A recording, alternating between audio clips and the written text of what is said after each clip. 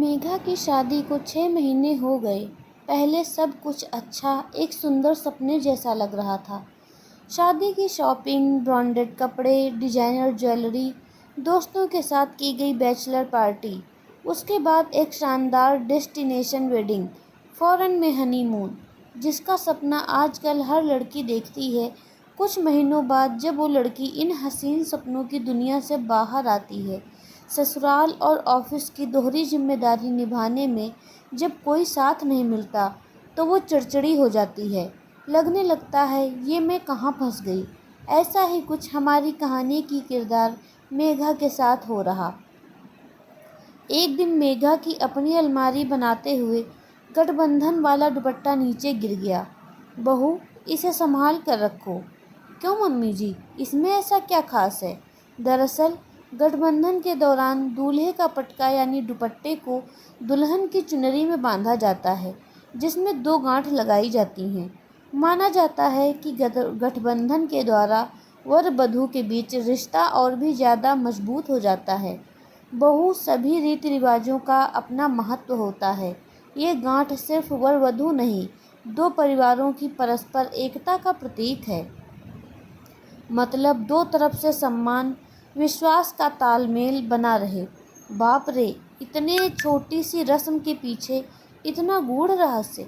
मेघा ने गठबंधन का दुपट्टा संभाल कर रख दिया। साहिल ऑफिस से आते ही चिल्लाया, मेघा चाय। साहिल, मैं भी ऑफिस से अभी थक कर आई हूँ, फ्रेश होकर बना देती हूँ। गैस पर रख आओ। कितनी ही देर लगती है, बाद में चेंज कर लेना। अब मेघा में बहस करने जितनी एलर्जी भी नहीं बची थी। सोचा क्या पता सास बोल दे, बहू तू चेंज करके आ, मैं दोनों के लिए चाय चढ़ा देती हूँ। खैर, मेघा कई बार सोचती, अपने घर में साहिल नवाबों की तरह रहता ही है, ससुराल में टांग पर टांग रखकर बैठ जाता है। बेचारी मेरी माँ और भाभी दामाद की सेवा में लग जाती। माँ और भाभी अचानक साहिल के पहुँच जाने पर ऐसे घबरा जाती जैसे भूकंप आ गया हो।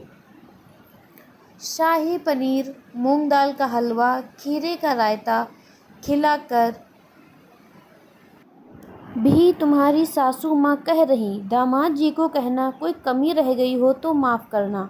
मेघा चिढ़कर साहिल को सुना रही, देखो यही हमारा जलवा है, इकलौता बेटा और इकलौता दामाद होने के फ़ायदे। साहिल इतराकर बोला, मेघा आज ऑफिस से बहुत थक कर आई, सास ने बैठने से पहले ही डिनर में क्या बनेगा ये बता दिया। झुंझलाहट हुई पर हाथ मुंह धोकर रसोई में चली गई। साहिल आया, आते ही टीवी के आगे बैठ गया। बहू, साहिल को चाय नाश्ता दे दो। मम्मी, टाइम लगेगा, मेरे हाथ आटे से सने हैं। क्या बहू, चलो छोड़ो, अब तुम्हें क्या कहना। हमारे ज़माने वाली फुर्ती तुम में कहाँ। बेचारा मेरा बच्चा अभी ऑफिस से थका आया है, चल मैं बना देती हूँ।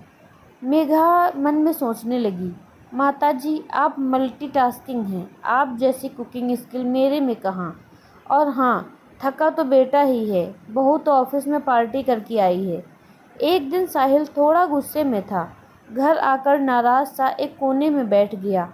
मेघा ऑफिस से आई, सास ने बताया कि आज साहिल चिढ़ बैठा है, ना चाय पी है ना नाश्ता ले रहा है, पता लगाओ क्या हुआ। आज तुम्हारी मम्मी भाभी ने मेरी इंसल्ट की है। क्यों, ऐसा क्या हुआ? मैं वहाँ गया तो कोई नहीं था। तुम्हारे भाई ने अपना गुणगान शुरू किया कि वो तुम्हारी भाभी की किस तरह से हर काम में मदद करता है। कुल मिलाकर मुझे नीचा दिखाया।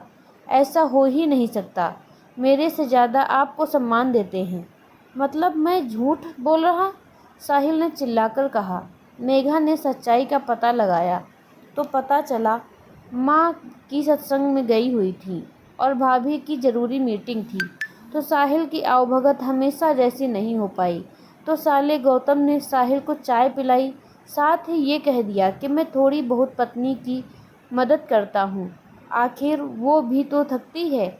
बस इसी बात का साहिल ने बवाल बनाया। पति महाशय, भैया ने वो बात वैसे ही कही थी जिसे आप तुलना समझ अपमान समझ रहे हैं। अगर आप इसे अपमान कहते हैं तो आपके घर में तो ऐसा अपमान मेरा रोज़ होता है।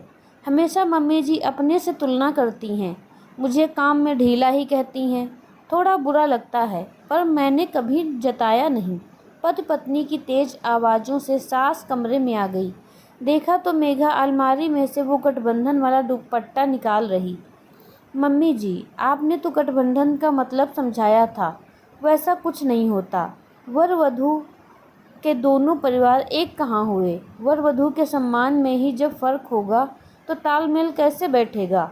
वर को दोनों घरों में सम्मान मिल रहा, पर वधू के मान सम्मान की किसी को पड़ी ही नहीं है, तो ऐसी रस्मों का क्या फ़ायदा जिन पर हम खुद ही अमल न कर पाएं? साहिल और सास की नज़रें शर्मिंदगी से झुक गईं। हमेशा चुप रहने वाली मेघा के सवालों का किसी के पास जवाब नहीं था। दोस्तों, क्या आपके हिसाब से जो मेघा ने किया वो सही था? क्या आपको लगता है दामाद जैसा सम्मान बहू को भी उसके ससुराल में मिलना चाहिए? आपको यह कहानी कैसी लगी, हमें कमेंट में ज़रूर बताएं। मिलते हैं अपनी अगली कहानी में, तब तक के लिए धन्यवाद।